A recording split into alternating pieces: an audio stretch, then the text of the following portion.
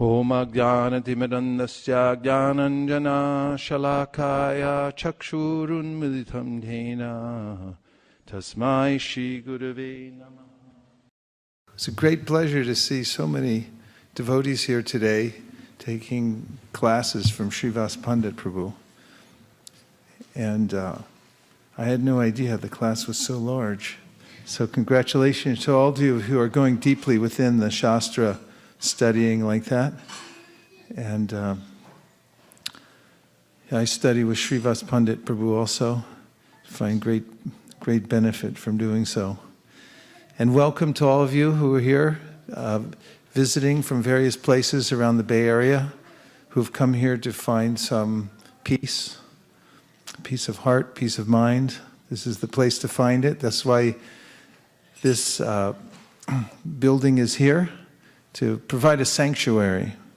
We're not doing it whimsically. We're not inventing anything. We're following the formula given to us by our teacher, His Divine Grace A.C. Bhaktivedanta Swami Prabhupada, called Acharya, means one who teaches by example. And an Acharya teaches by example by also taking shelter of a teacher, who also takes shelter of a teacher in a line that goes back to Krishna. And this way, those who are interested in it, in finding real peace in life, find the right formula, the authorized formula. And that can be discerned by looking at Guru, Sadhu, and Shastra. Guru means a teacher. Guru actually means heavy, someone who's heavy with knowledge, taking from the right source. And Sadhu means those a general body of practitioners who are very faithful to the teachings, who are showing in their daily lives. Sadhus can be in the renounced order of life, they can be in the retired life, they can be in the householder life, they can even be governors like Ramananda Roy, who was a governor, but at the same time, although in politics, he was even a teacher for Sri Chaitanya Mahaprabhu. Sarvabhauma Bhattacharya was a householder, and Sri Chaitanya Mahaprabhu said, even a dog in the house of Sarvabhauma Bhattacharya is dear to me.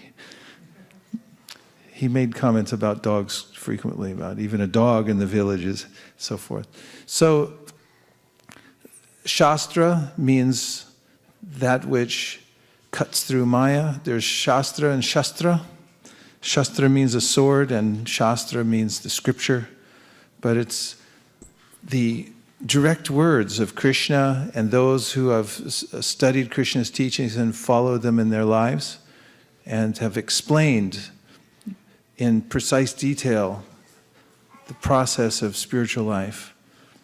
There's Shruti, which is considered the breathing of the Lord. It's actually eternal. It's always existing. Sometimes we see it, sometimes we don't. And Smriti means the explanation of the Vedas, which is very important, especially in this age, because it's very hard to understand the Shrutis on one's own. So I thank all of you for taking the time to come and sit in here for a little while in this environment. It makes it worthwhile for all of the devotees who volunteer here on a regular basis to maintain, and it takes quite a bit. It's like running a business. Every one of you who have a house or apartment or any other kind of stake in the world these days knows that it takes a lot of work to just maintain a small dwelling, a little business, something like that. And a temple too also takes a lot of work. But it's a labor of love, because the devotees know the meaning and the importance of having such an atmosphere available for the people of the Bay Area. There aren't many. Most are retail outlets that would like to sell you something. And there are hospitals, of course, which minister to the physical body. You do have to have insurance. And there are a multitude of institutions all over the world, but very few of them actually talk about the soul in a well-reasoned way.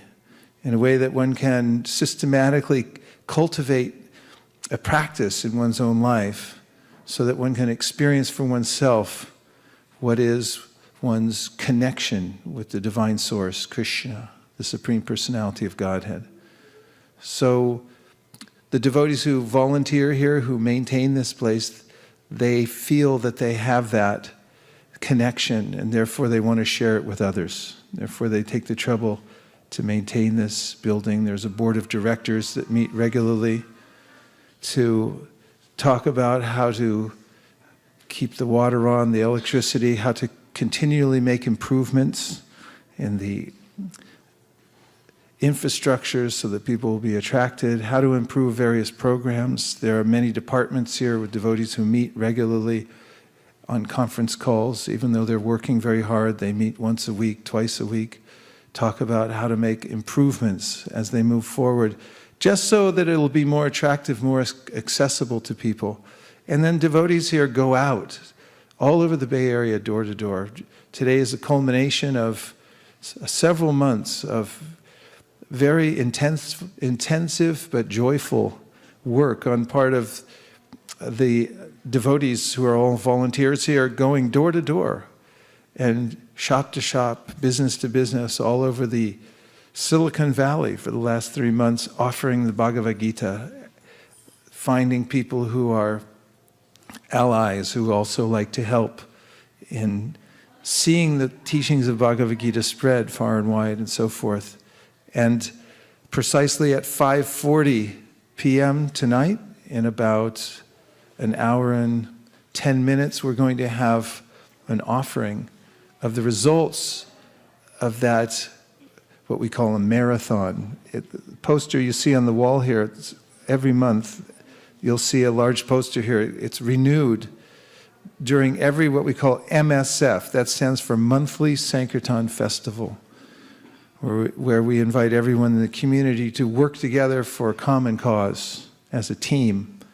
And the particular common cause we have here is to reach out to people wherever they live, to give them especially literatures about Krishna consciousness, very particularly Bhagavad Gita and Śrīmad-Bhāgavatam, and many other books too, and recordings.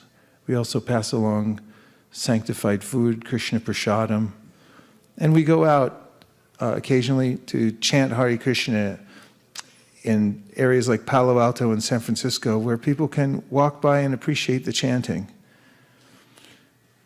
So that'll be tonight at 5:40. And tonight we're going to talk about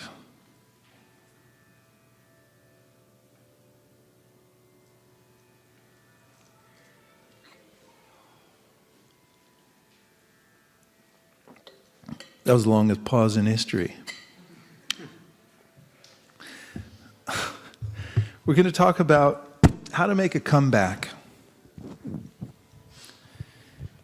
Everyone likes people who can know how to make a comeback. I know Bill Clinton called himself the comeback kid. I remember during the election, he was almost counted out, and then I think he won came in third place in New Hampshire, which was a big win for him, and finally came back and became the president. We know from watching sports, everyone loves a big comeback.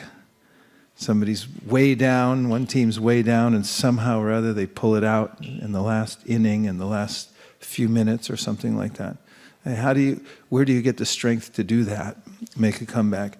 And all of us need to know the science of making a comeback, because one way or another in this world there are slips and falls. There are ways in which we're up one day and down the next, because of the power of the mind and the way in which this world fluctuates.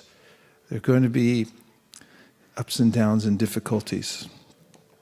So, first, in this presentation called How to Make a Comeback, we talk about what's a good stance to take to begin with, and that is to follow this regulative principle. The regulative principle is one should not fall from his exalted position. This is one of Prabhupada's very profound statements that he makes in the Seventh Canto of the Śrīmad-Bhāgavatam. One should not fall from his exalted position. So whatever exalted position you're in as a mother, a father, a son or daughter in good standing, a teacher, spiritual master, a president of whatever situation you have now, whatever exalted position you've been elevated to, it's a regulative principle that you should not fall down. So how does one avoid falling down from one's exalted position? Prabhupada once told us, you're not sufficiently afraid of Maya. And this is the main attitude, not being careful, not being afraid of Maya. Maya means illusion. We're living in the world of illusion, by the way, in case you haven't noticed. The Shastra tells us that there are various realms, Goloka namni nijadamni tale chatasya devi mahesha haridama suteshu teshu te te prabhava nijaya vihitashya yena govindamadi purusham tamaham bhajami. Sri Brahma Samhita, Lord Brahma, who's the most intelligent being in the universe, he has a very broad perspective because he's at the top of the universe. And he has a lot of power, so much power that he can create worlds. Krishna's using him to create. And quite a perspective that he has. And he's telling about the various graded realms in this material world, graded realms. There are various states of consciousness which pervade these various realms, and the realm we're in is a realm in which we must be very careful. As the Śrīmad-Bhāgavatam says, padam padam yad vipadam. In this realm we're living now, you can have a misstep at any moment. This is called vipadam. You can be walking along, minding your own business, without a care in the world, and thinking that you're doing everything right, and then everything can suddenly go wrong. You can step in a hole that someone left open and fall in and never be found again. That's altogether possible in this realm that we live in. There are many things that we can, many ways that we can slip up.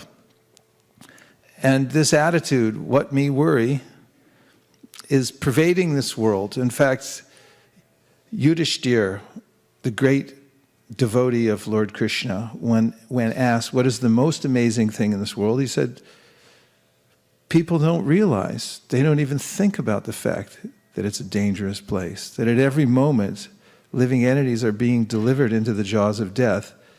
But everyone individually thinks, but I won't die. But I'm okay. That'll happen to someone else. Therefore, one must be vigilant. This doesn't mean that one is so hypersensitive that you can't walk around in the world with a smile on your face. It doesn't mean that you're so wound up that you can't have relationships with others. But there is a way in which we must be vigilant, aware of the fact that we're living in a realm in which there can be slips and falls, and there's danger at every moment from Maya. The great Thomas Jefferson said, the price of liberty, eternal vigilance. We have a kind of liberty when that we're given. We have free will. But that can be forfeited also if we slip up. So we have to beware of Maya. George Harrison, anybody know George Harrison? Raise your hand. He sang a song about this. Beware of Maya.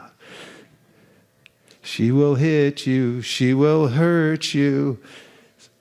So you have to beware of Maya. Beware. This is a good word. Beware, beware. Watch out where you're going and how you're acting in this world. Because Maya is there at every moment. How far away is the darkness when you turn on the light? Just a switch away. One switch away. You just turn it off for 1 second and then back is the darkness. So it can revert at any time. So we should beware.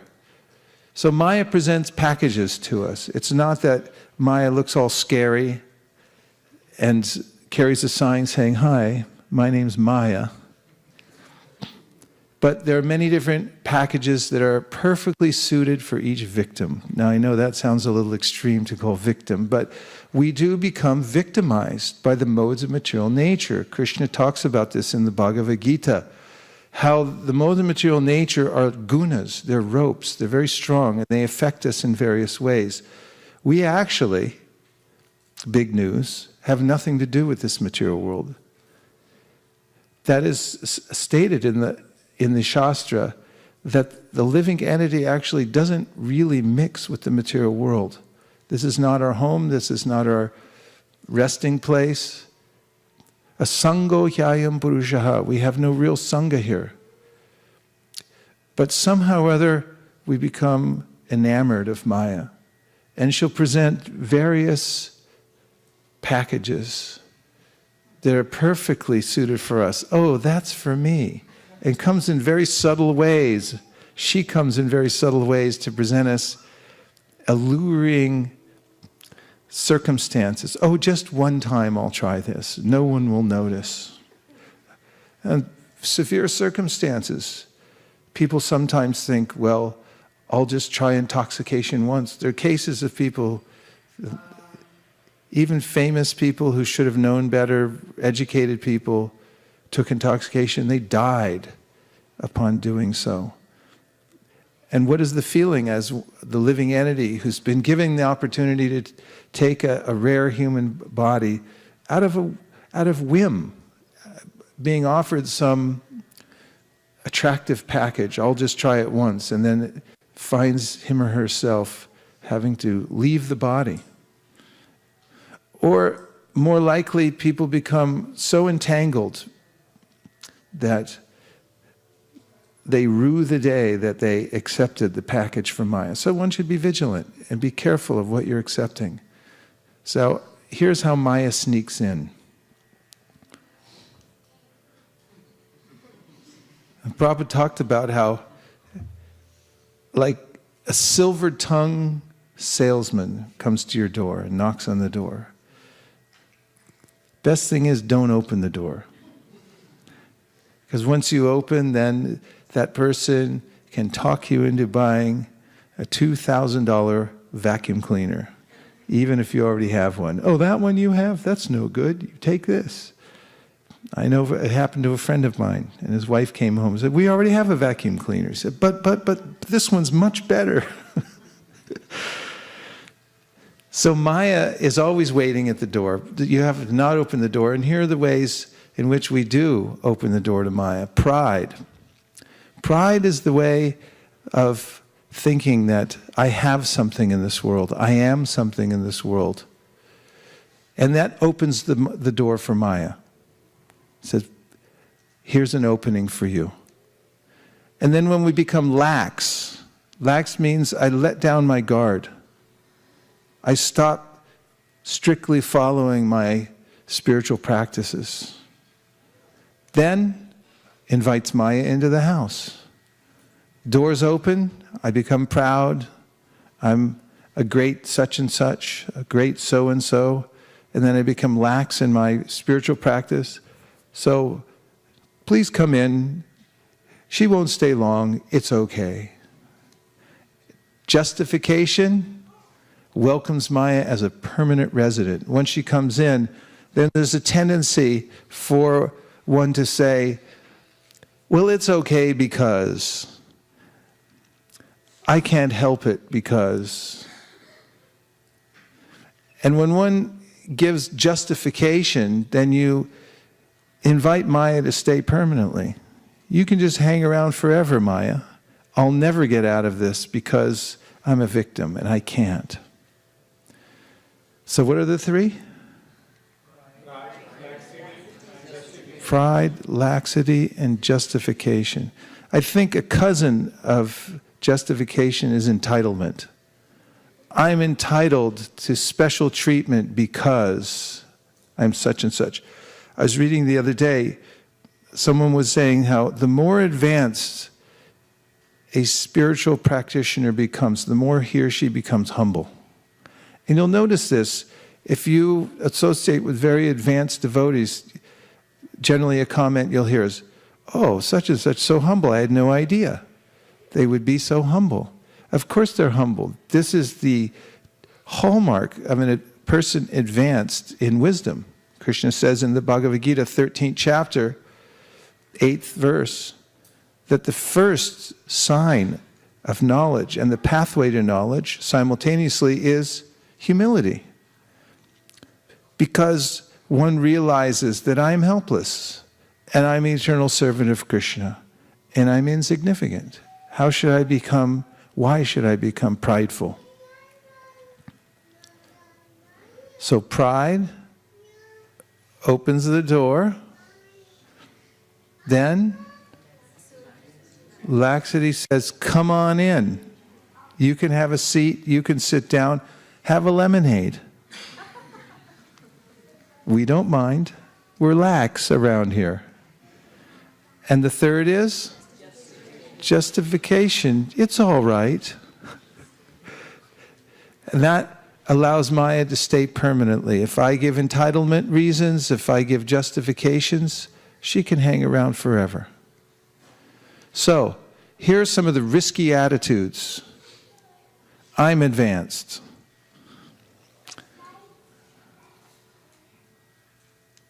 I'm liberated. Very dangerous. In fact, that's usually followed by, therefore I can. I'm liberated, therefore I can take liberties. This is laxity. It comes with this pride. I'm liberated. I'm initiated. I'm part of an organization. I'm from a certain family. I'm from a high birth. Therefore I can do whatever I want. All these are not attitudes of advanced spiritual personalities. I can cut corners. That's one that happens frequently. In most disciplines, someone will develop the willpower to get in good physical shape and go on for some time, hopefully. And then at some point, the mind will start to say, oh, you can start to cut some corners now because you've worked so hard, you deserve it. One little corner cut here, one little corner cut there, and next thing, you're back where you started from or worse. So being vigilant, being careful, don't cut corners. Take the long way around. I'm independent, another risky attitude, that I don't need anybody. Now here's how to lock the door on Maya. Safe attitudes. I'm not liberated. I'm in need. I'm never above chastisement. Always looking for correction from superiors. What was that? That's coming up. I added it.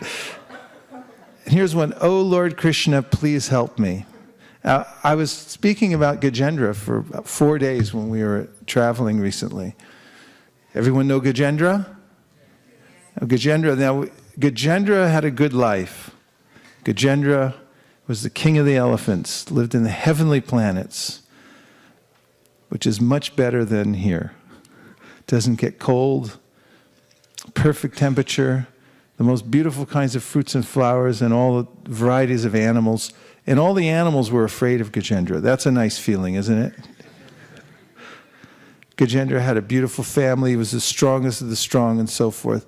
And there's a term. I'm not sure which coast it comes from. Maybe East Coast. When you got your car all shiny, it's a nice car. You want to show it off. You got your best clothes on, full bank account. You're feeling healthy. Driving down the road, open the window, and you lean out like this. Like, I'm the king of the world. This is the body language, leaning outside the car like this. And in New York, East Coast, they call that copping a lean.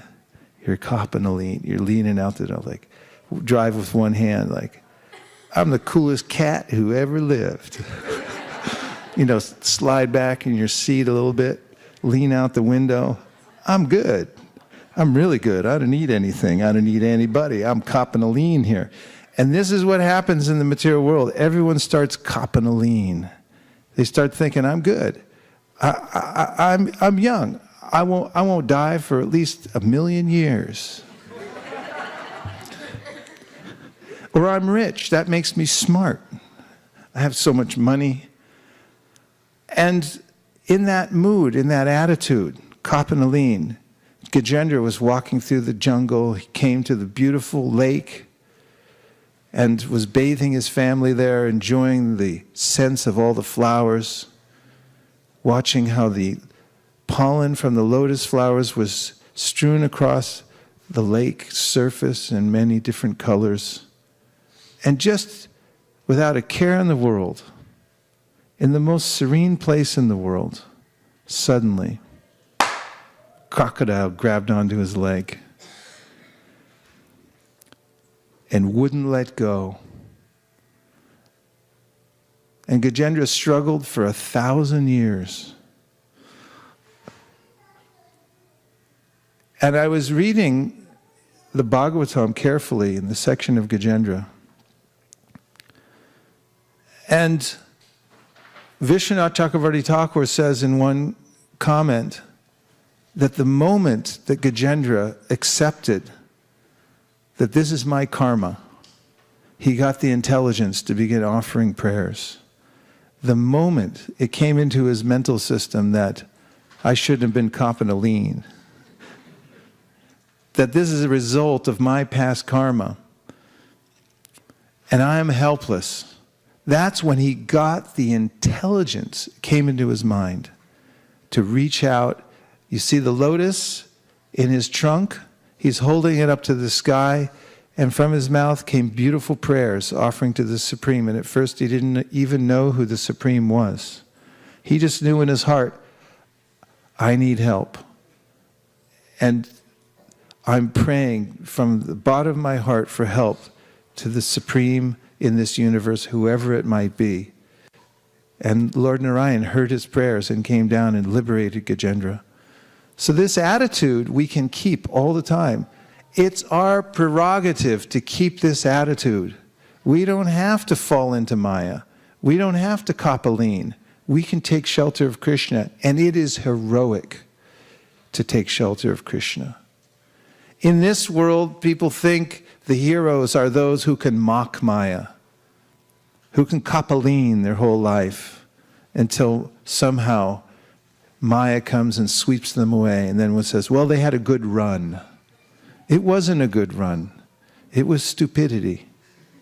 The real intelligent person takes shelter of Krishna throughout life and holds on, always praying to Krishna. The prayers you offer in the morning, when you wake up, the prayers you offer at night, they're all being heard. And that is the proper mood to stay in at every moment and realize, Krishna, I need help. Please help me. We can keep that prayer going constantly. It's the greatest protection from Maya. Therefore we chant, Hare Krishna, Krishna Krishna, Hare Hare, Hare Rama, Rama Rama, Hare. And even if you don't feel like it, this is the power of the holy name. Actually, Rupa Goswami says, Vacham Vachakamit Yudeti Bhavato.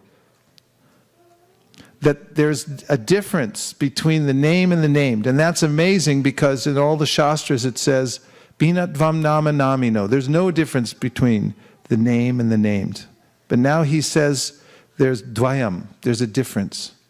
And the difference is that the holy name's even more merciful than Krishna because he makes himself available even to fallen souls in the material world. And then even when you don't feel like chanting, even when you don't feel like surrendering, if somehow or other you can get your tongue to move and you can say, Hare Krishna, Krishna Krishna, Hare Hare, Hare Rama, Rama Rama, Hare Hare, which means, oh Krishna, oh energy of Krishna, please engage me in your service, please protect me. And if you can just do that, even mechanically at first, because you don't feel like it yet, then Rupa Goswami says, you'll be plunged back into the ocean of bliss, which means feeling your connection to Krishna. And you'll be able to overcome the sloth, which hangs over everyone in this material world like a thick fog, in which we have to shake off regularly, every day, isn't it? You have to start over. You can't think, I've done this for 2 years, I'm good now. You're not good. You're in process, you're in the ship. Don't get overexcited. 10 years, 20 years, 100 years, it doesn't matter. As long as we're in the realm of Maya, you have to be careful. And you have to continuously go on making this prayer.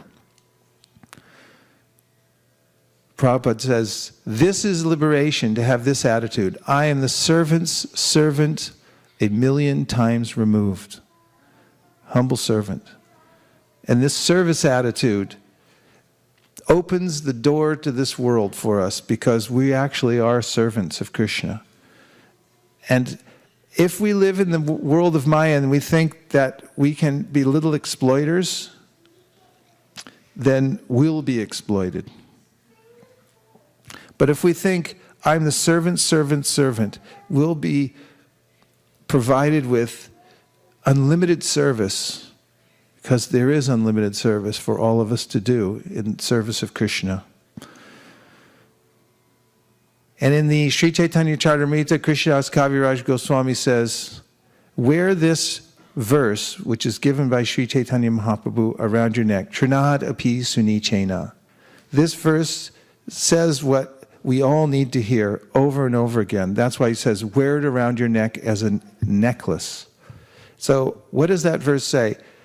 I'm as humble as a blade of grass, more tolerant than a tree, devoid of all sense of false prestige. I'm ready to give all respect to others, and I don't want any respect in return. If you live like that, you will be in a liberated state constantly. But then don't let that go to your head. I'm more humble than anyone else.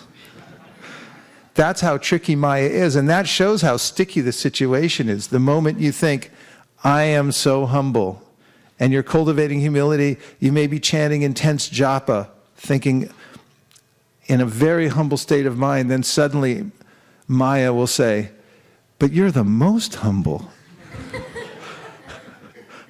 And you chant better than anybody. And then suddenly, again, captured by Maya. So that's why it's heroic for someone to actually live in this constant state of connection to Krishna. And now, how to make a garland? There are several jewels in this verse. One is to feel oneself lower than the straw on the street. That's a jewel. Another jewel, to be more tolerant than a tree. Another, to offer all respects to others. Seeing that they're spirit souls. This is Krishna's definition of a learned person in the Bhagavad Gita. Vidya vinaya sampane brahmane gavihastani shuni chaiva shapakecha pandita samadarshinaha. When I say that verse, I think of Radhanath Swami, because he quotes it so much. It's such a powerful verse. Everywhere he goes, whether it's a TED Talk or he's speaking to the bankers of the world, he tells this verse, and everyone can relate to it. It says that the learned person is one who sees beyond the body. Doesn't see that there's a difference between the Brahmin and the outcast and the cow and the elephant. In one sense, difference, yes. Doesn't go up and pet the tiger. Is not an unwise person. But at the same time, the person has respect and sees Krishna's spiritual soul is within the body of this person. And one who sees like that is actually a learned person. That's a jewel. To be able to see and think like that and actually have deep respect for all other living entities. Jad Bharat would not step on an ant. Therefore, when he carried the palanquin of Maharaj Rahugana, he was recruited because they thought he was a dumb person, but he looked very strong. And they were missing a palanquin driver. This is from the Śrīmad-Bhāgavatam. Little did they know the spiritual journey that Jad Bharat had come on from being Bharat Maharaj, who had been distracted by a deer, extremely distracted, taken birth as a deer, remembered his past life even as he was a deer, and then took birth again and remembered the past 2 lives. And now he was Jad Bharat, and he pretended to be a completely ignorant fool and couldn't take any instruction because he didn't want to deal with the world at all. And he was picked up as a useless person who had some brawn, so he said, carry the palanquin, and he was jostling the palanquin of the king because he didn't want to step on one ant. King Rahugana chastised him for that. And then they began to talk about, Jad Bharat finally revealed that he was a Paramahamsa and told him about spiritual knowledge. That's a long story. But it just reminded me of Jad Bharat. He wouldn't step on an ant because he saw with great respect there's a living entity there. So these are all the pinnacle of perfect knowledge, the result of perfect knowledge, to have this awareness. So one should take these jewels and string them as a home project. You have to stop at Michael's on the way home. That's a hobby store, in case you don't know. And get yourself some string. And then string these on there. It means you have to consciously and with great deliberation and determination, put them on a string, put them around your neck. And in all circumstances of life, remember to apply them. There it is, the mantra of the week, the year. What is it? Anybody do their homework yesterday? 1, 2, 3, 4, 5. Yesterday during class, I gave homework that you have to use this phrase sometime in the day. When something comes up, someone tells you, no, you're wrong. I live to be corrected. If you keep this mood in mind, which is parallel with what Krishna says what Lord Brahma says in the Śrīmad-Bhāgavatam, that one should learn at every moment from the environment. I live to be corrected. We will not fall into Maya. Now, here comes the part I advertised. What to do if you slip and fall. Whoops. Here's how to make a comeback. Srila Prabhupada, advancement in Krishna consciousness depends on the attitude of the follower. So attitude is everything. Change your attitude, change your life. Remember, anyone who has never made a mistake has never tried anything new. Isn't it nice to think that tomorrow is a new day with no mistakes in it yet? So we must remember that failure is the pillar to success. That life's not over when you make a mistake. You have a chance to build on that mistake and actually come back stronger. And that's what Prabhupada meant when he said this frequently. Failure is the pillar to success. You learn more from failing and then coming back again. And you become a more mature person from that process. And you also develop faith in yourself that I can do this. I can overcome obstacles. I can make a fool of myself. I can actually slip and I can get back up again. Knowing that you can actually do that and how to do it is very important. And it is the sign of a mature person. So one thing is don't go away. That means don't go away from the process of Krishna consciousness, specifically talking about the practice of devotional service. Don't go away. Whatever way you can remain connected, if you have a slip up, or even if you have lose your taste temporarily, even if you're going on with your practice, but you lose your taste slightly, doesn't mean go away. Stick with it. Stay with it. Next is own the problem. Whatever situation you're in, take full responsibility for it. And say, whatever situation I'm in now, I've brought that upon myself. Don't be a victim. Otherwise, it's impossible to get out of the situation you're in. And the third is to chant constantly. And now we'll take just a few reflections from what we've talked about so far, before I move on to the next part of the presentation, just so we can stir the pot. see what's in it. One thing that you heard that stuck in your mind. Don't ask me a question right now. Just tell me what one thing that you heard in your mind, that you heard that stuck in your mind. Shraddha? Okay, go ahead. I live to be corrected. That gives strength to practice tolerance. I live to be corrected and practice tolerance. Thank you.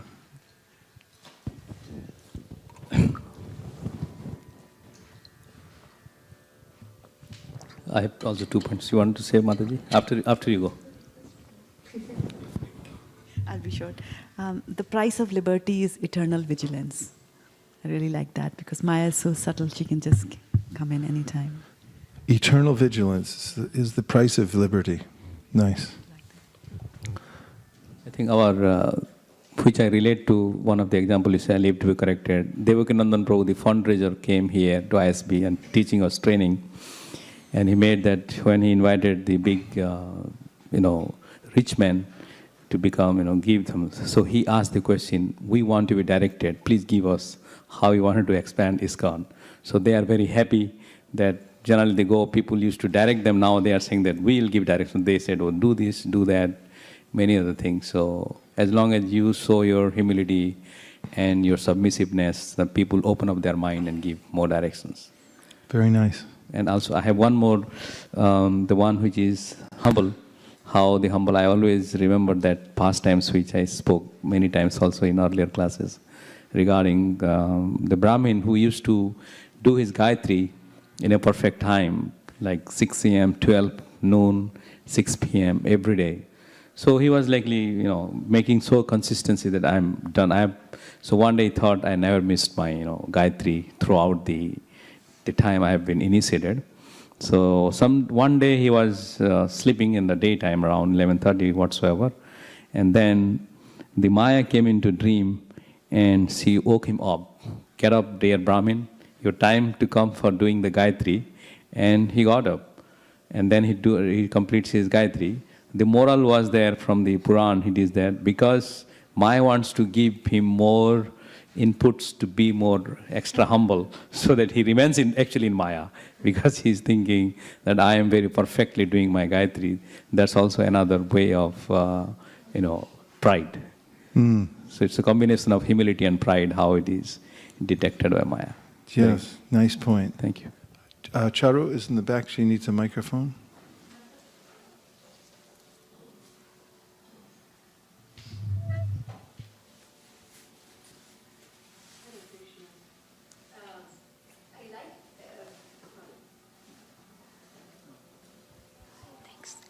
Hare Krishna again. I like when you said, own the problem.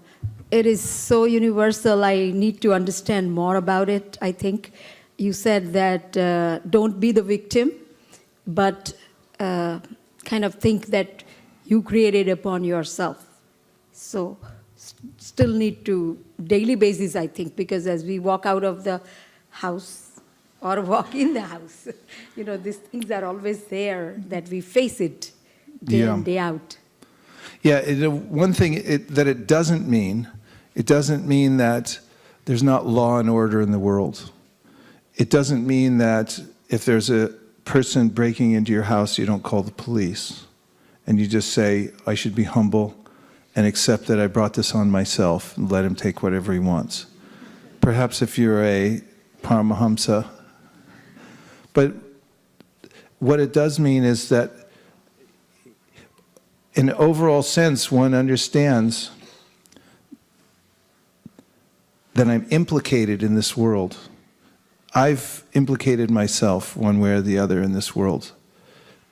And you'll find in the Bhagavatam that in the very beginning, First Canto, when Dharma, in the shape of cow and a bull, and earth, in the shape of a cow, Dharma in the form of a bull, were beaten by Kali.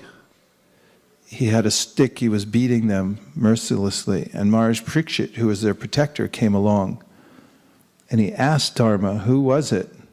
Who beat you like this? And he would not name the perpetrator, because he said he who names the perpetrator is culpable for the same crime. And it's very lofty philosophy, actually, in one sense. In another sense, it's very simple. The sense it's lofty is understanding how everything's going on by the force of kala, eternal time. Everybody gets exactly what they deserve, is a mantra you might have heard before. And to accept that for oneself, especially in a time of suffering, is very difficult, but it is not only the hallmark of the most advanced devotee, but it entitles one to go back to Godhead. And that's what Lord Brahma says in his prayer. Tate anukampam susamikshamano bunjana evatma kritam vipakam hridvabhapurvir vididam namaste jiveta yo mukti pade sadaya bhak. And that is that the perfect devotee accepts that whatever miseries are coming to me in this life are a product of my past karma, my past activities. They're just coming back to me. So often, I'm reminded of things I did a few years ago, what to speak of things I did 40 years ago, what to speak of things I did last lifetime. I forget things that I've done or said sometimes, and people remind me, and I think, oh, how convenient, I forgot. Nonetheless, there's a reaction to everything I do. Even though I forgot, doesn't mean that the perfect and equal reaction won't come to me. And I've been acting in various ways for many, many lifetimes, according to the Vedas. Anadi karma pale. Narottam Das Thakur sings that from a time immemorial, anadi. It's beginningless karma. And the reactions to that are coming like waves to me.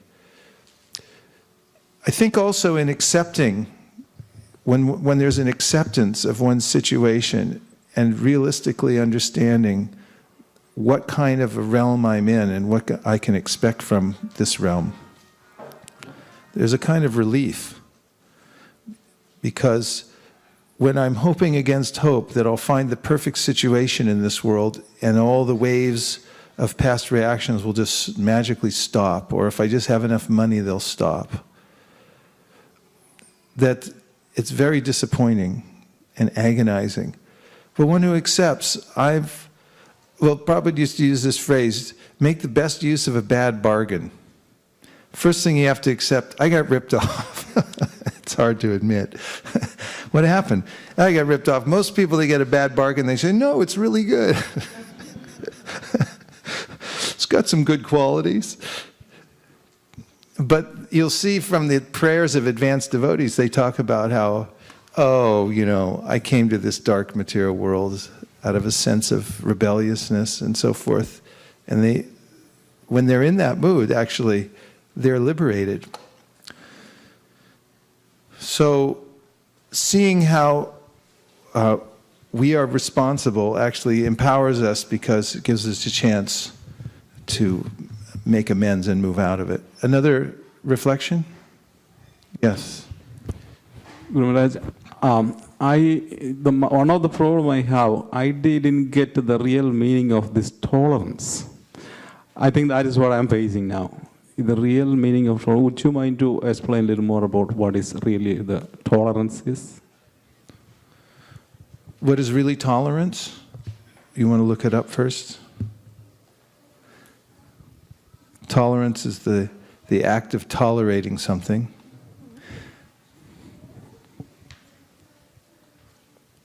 First of all, while she's looking it up, just intuitively, do you have opportunities to tolerate various circumstances, people in your life? Pretty constantly, right? Okay. Please give the definition of tolerance. The ability or willingness to tolerate. The ability or willingness to tolerate. Something. So tell us what tolerate means. An allowable amount of variation of a specified An allowable amount of variation of a specified quantity. of a specified quantity. its origin is tolerare. This means denoting the action of bearing hardship. Or Bearing hardship. Or ability to bear pain and hardship. Ability to what? Bear pain and hardship. Ability to bear pain and hardship.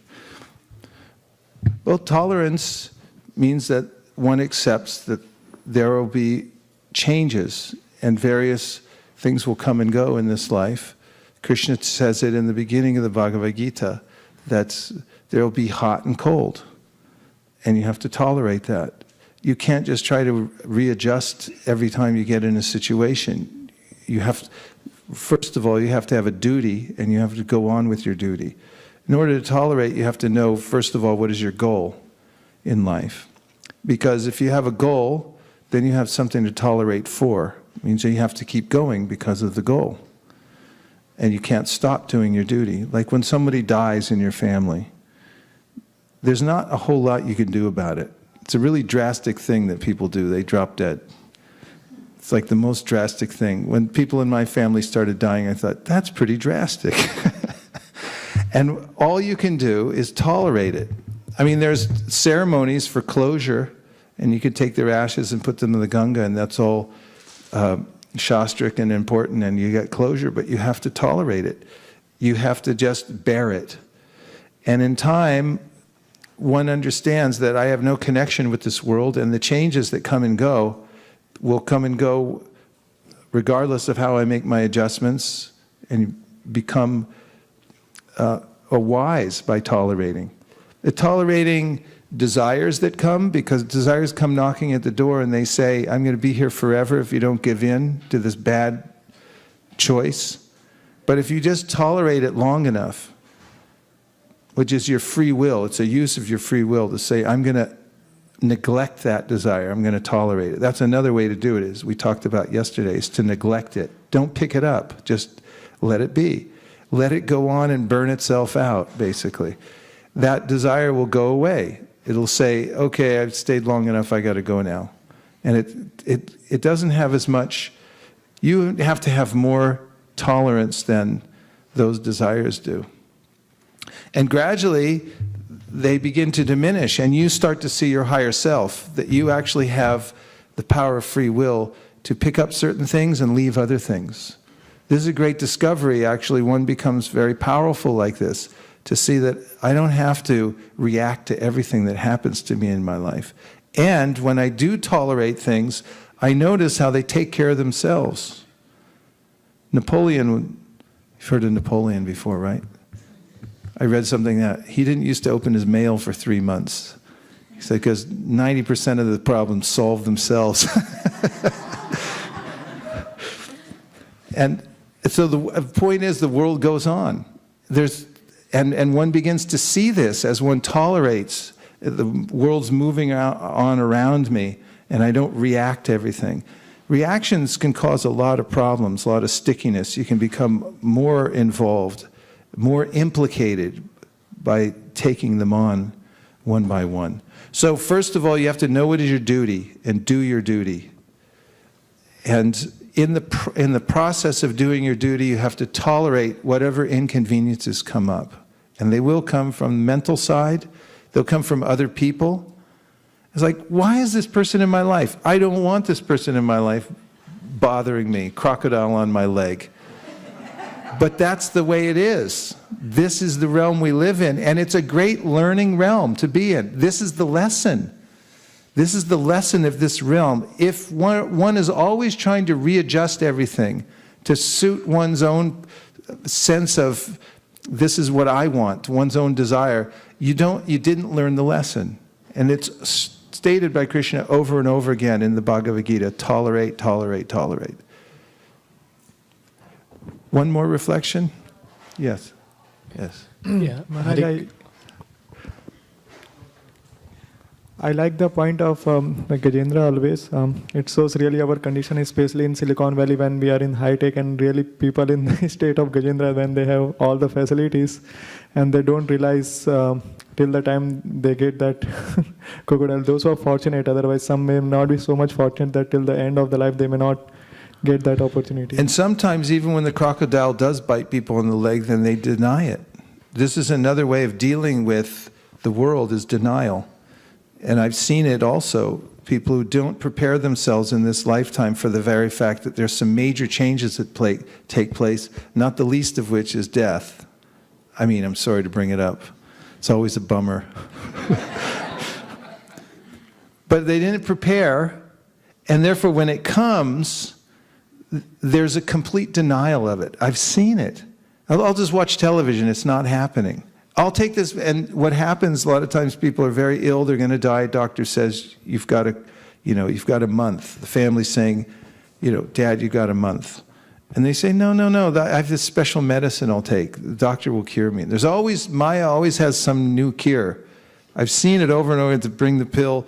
This is special. You can't get it in America. It's experimental. It only comes from Sweden.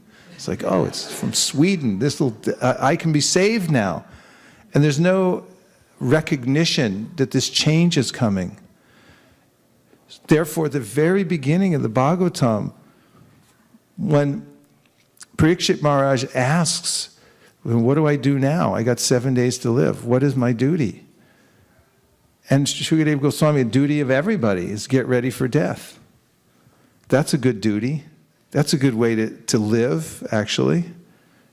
You'll see the world differently. I'm just passing through. That's tolerance. This will pass by. I'm just passing through. Why get all upset about it? Why get all entangled in it? So these are very practical things, and we're in the right place at the right time to learn these lessons. And we have to learn them. If you're in household life, if you live with a spouse, if you live with family members, it's an excellent time and place to learn tolerance, because living with other human beings who have their own destiny and their own mindset, you have to learn tolerance. Otherwise, you'll always be upset. It's the senses. Your senses are tuned in a certain way, in a certain subtle way, and their certain senses are tuned in a subtle way. I don't like the way you chew. Well, I don't like the tone of your voice. See, there's a discord there because of individual living entities, and you have to learn to tolerate in order to be non-reactive in this world and not get more entangled. Okay, yes, one more. Yeah, Hare Krishna Prabhuji. This reflection was very short and sweet. Beware of Maya. Beware of Maya. Yeah, you can get the song, get the single, you can hear it over and over again. Put it on the ringtone. Beware of Maya. So these three things, don't go away. Stay in the saddle, wait till the horse settles down. Own the problem and chant constantly. You have to go on chanting. This will solve all your problems, guaranteed. I can say that with complete conviction because it's what all the Shastras say. Shri Prambhavati Dharmatma Shashvas Chantim Nagachiti. Konteya Prachidanihi Nami Bhakti Pranashti. Krishna says, I'll save you. You just keep doing the process. And the process is to keep saying Krishna's name. It's that easy. That's how it's been essentialized in this age, because everything else is difficult for us in this age, because we're too tied up trying to figure out how the smartphone works. So we need a simple thing to chant Hare Krishna. Take me 3 lifetimes to figure it out. Okay, feel regret but not depression. We should feel regretful that we've slipped, but don't get all depressed about it and say, okay, well, I can't do anything anyway then. I'm no good. Regret, but not depression. And go step by step. How do you get back up? Whatever little step you can take. Start it, because devotional service is so powerful that if you grab on, just pick yourself up. And this can happen daily. I'm not talking about a big, huge fall down. I'm talking about from day to day. From day to day, the mind changes, and you aren't the same person today as you were yesterday. So now you have to go step by step. How do I get back up into my 16 rounds? Start with one mantra. Okay, that's too hard. Start with picking up your bead bag. That's too hard. Start with finding where it is. Start with go ask your wife, where's my bead bag? Start somewhere. Wherever you start, go step by step. You can actually climb any mountain if you go step by step. That's why this miracle happened when we came up with this little chart that tells how to read the Bhagavatam in sections. So many people told me, I never thought I could read the Bhagavatam, but as soon as I got this little chart, it's called Be a Sage Page by Page, and it tells you how to break it down. 8 pages a day, you'll finish in 5 years, no big deal. They say, oh, I could do that. And the same thing with any problem, any situation we're facing, break it down into the smallest steps. And if you don't even know what they are, just look for the next thing that you can possibly do to move in that direction. House is a complete disaster. What do? You don't even want to get out of the chair. So you think, all right, I'll make a deal with my mind. I'll just pick up one sock. And if you can drag yourself across the floor and pick up that one sock, and somehow or other with your, all your strength, put it in the laundry hamper, then you start to get momentum and you can start moving in the right direction. So success goes step by step. It always does. Big shot is just a little shot who keeps on shooting. Focus on the fundamentals. Look for what are the fundamentals. There are a lot of different details and things that you can do, that you can get absorbed in, lots of different books you can read. But if you're in a situation where you don't have a lot of momentum, go for what the fundamental programs are. Chanting Hare Krishna is the first. What's the second one? A second one? Hear the Bhagavad Gita? Get some good association? Go to the temple, see the deities? The very fundamental, basic things that you can do, go for those. And then, as you go through life, remember these 3 words. Prabhupada used them frequently in different ways. I compiled them in one place. Strict, serious, sincere. Oh, excuse me. Strict, sincere, serious. Wrong order. Strict, serious, and sincere. These 3 words, think about it, what they mean, and make your practice, your daily practice, in whatever you're doing, like that. Also, keep your eyes trained to spot offenses, because offenses can hinder your progress in devotional service. So learn what offenses are. That's why we recite the 10 offenses against the holy name. There's also offenses in deity worship. There's also Vaishnava aparadas. Learn what they are and make your eyes aware, trained to spot these offenses so that you'll avoid them. Be an offenseless person in this world and you'll make quick advancement. Also, fortify. Keep yourself spiritually and physically fit. Prabhupada mentions these 3 items in the story of Gajendra. He said you should have physical strength. That means you have to eat right, you have to exercise, you have to get enough sleep, you have to be in the right ashram. This is Varnashram. You have to be in a place where you're getting strength, because Gajendra was an animal of the land, but he was in the water. That's why he got defeated by the crocodile. So you have to be in a place where you're getting more strength. And if you feel happy, like when I get depressed, my wife says, just take prasadam. And I take prasadam and say, I'm the happiest person alive. See, I told you. You just needed some prasadam. It's correlated. Our physical state, because we're in a body, we have to take care of the body. If I exercise, if I get some air, and I take some good prasadam, I feel happy again. I feel like I could go out and start over, conquer the world. But if I get my blood sugar's too low, I'm not in the right state of mind.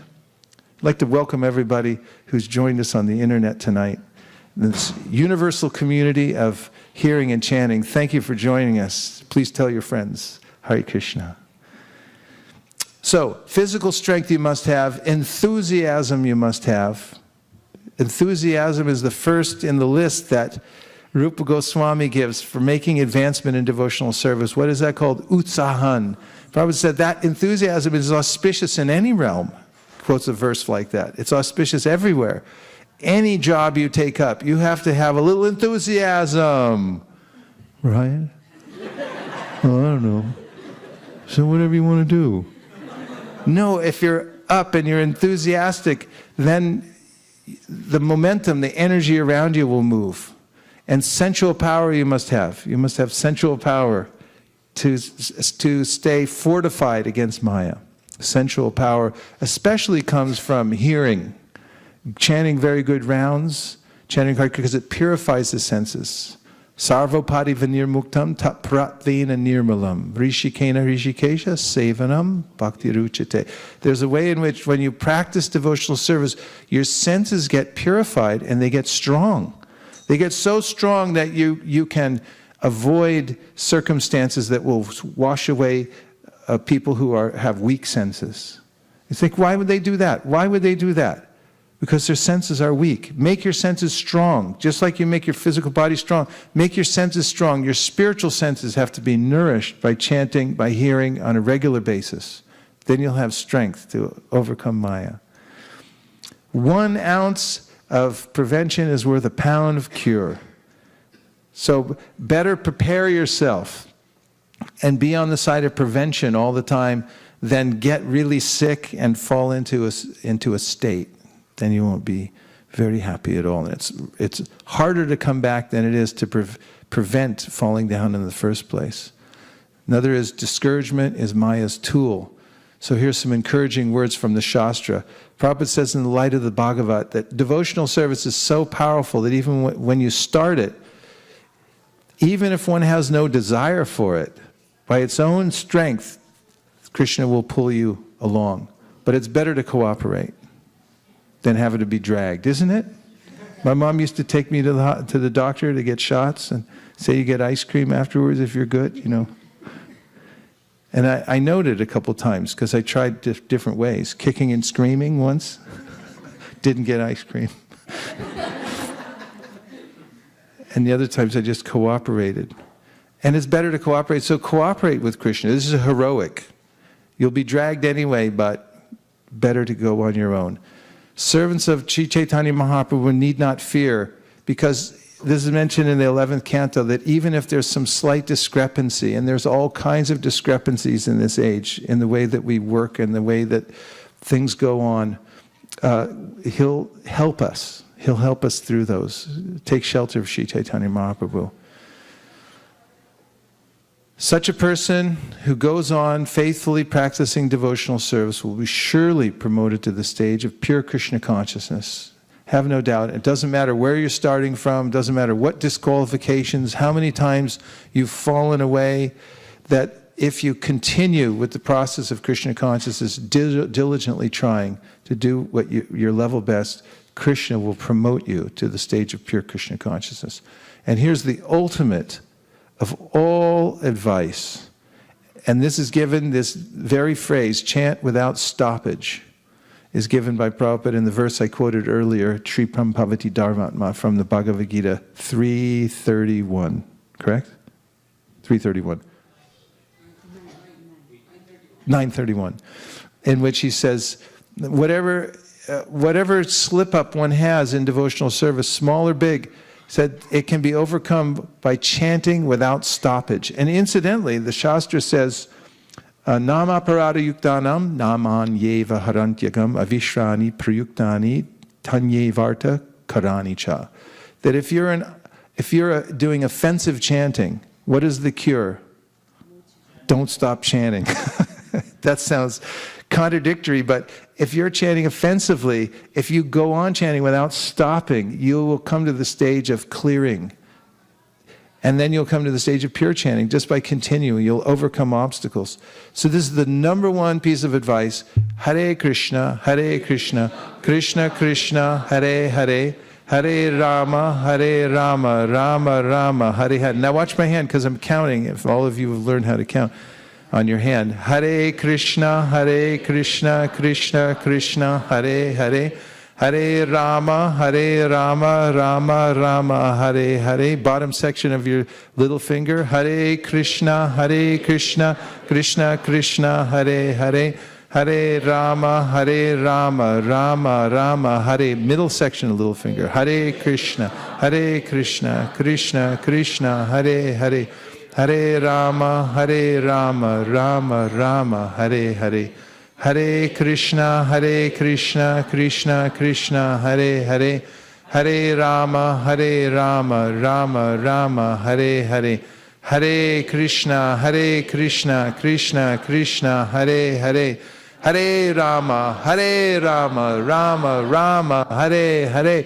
Hare Krishna, Krishna Krishna, Hare Hare, Hare Rama, Rama Rama, Hare Hare, Hare Krishna, Krishna Krishna, Hare Hare, Hare Rama, Rama Rama, Hare Hare, Hare Krishna, Krishna Krishna, Hare Hare, Hare Rama, Rama Rama, Hare Hare, Hare Krishna, Krishna Krishna, Hare Hare, Hare Rama, Rama Rama, Hare Hare.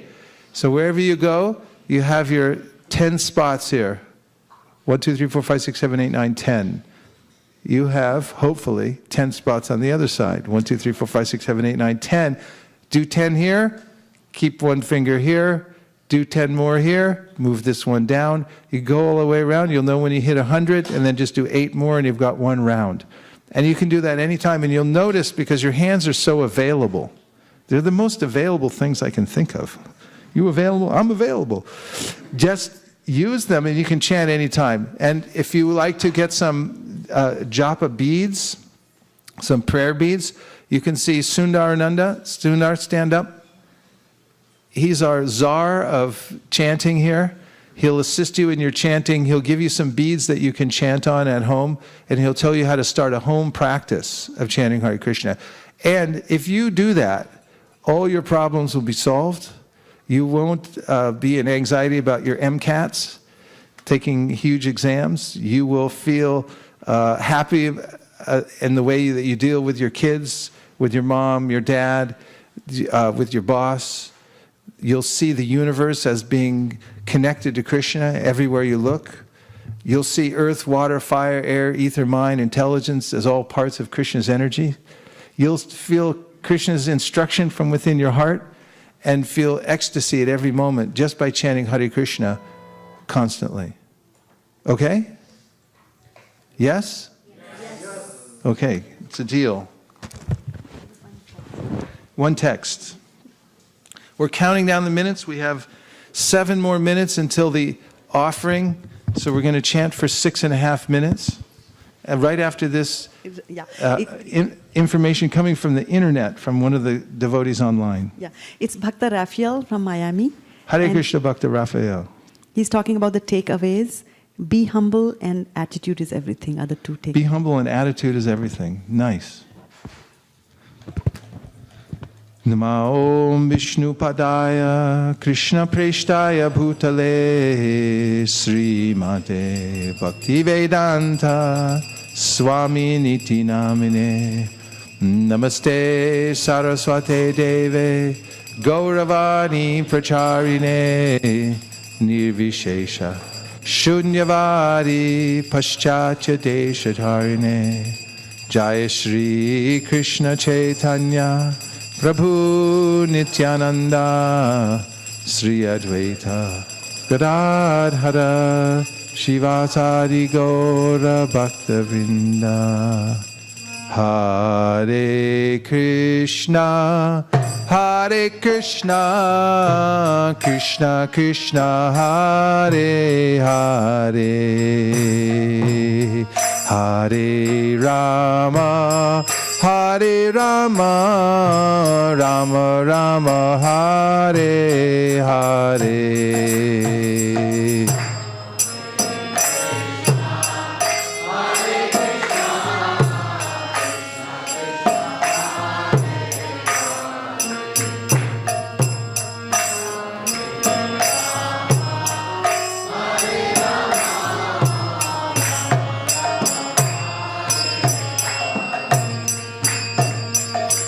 Hare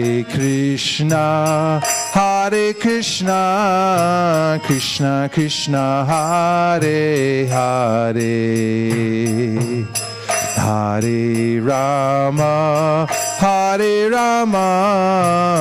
Rama Rama, Hare Hare.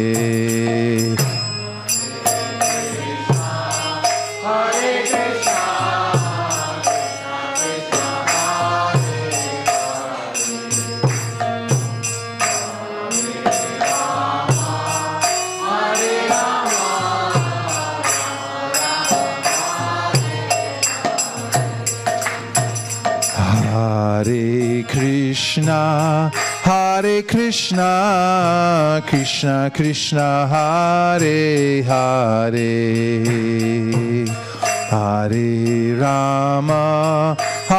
Rama, Rama Rama, Hare Hare.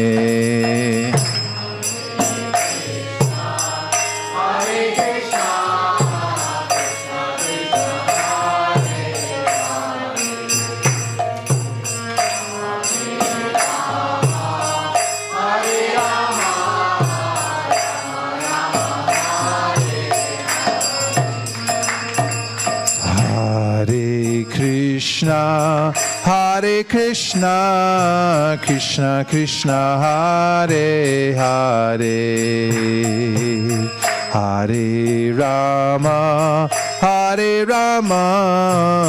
Rama Rama, Hare Hare.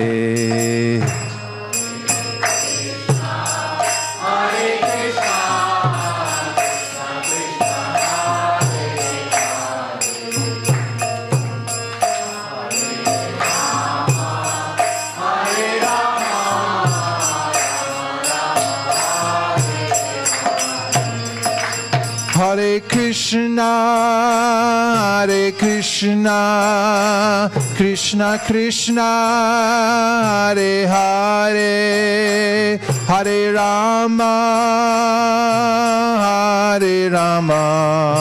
Rama Rama, Hare Hare.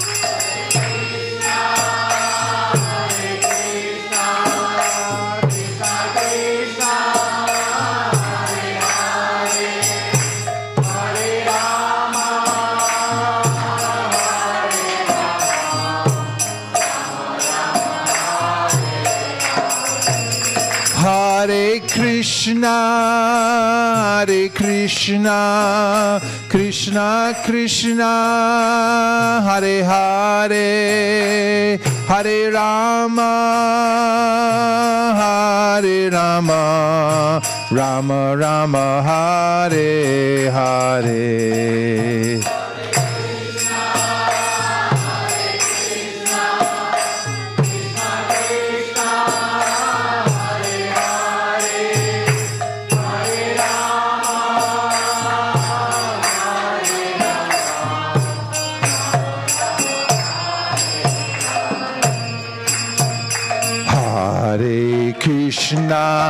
Hare Krishna, Krishna Krishna, Hare Hare, Hare Rama, Rama Rama, Hare Hare.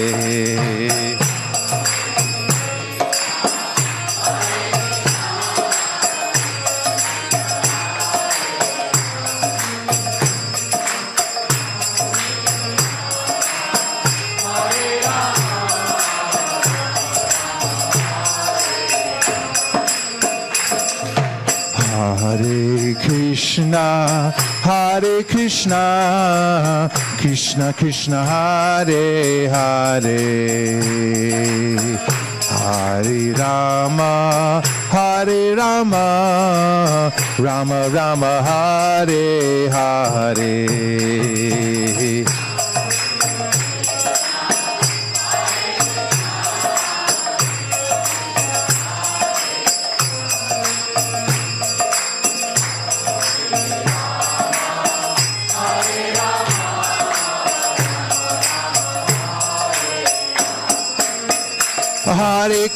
Hare Krishna, Krishna Krishna, Hare Hare, Hare Rama,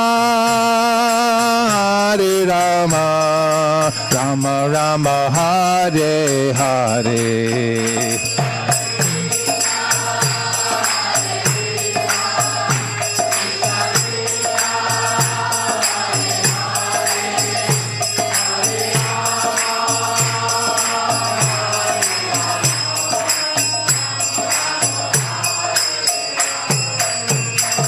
Hare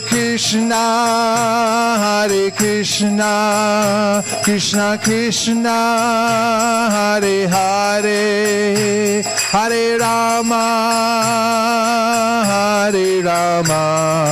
Rama Rama, Hare Hare.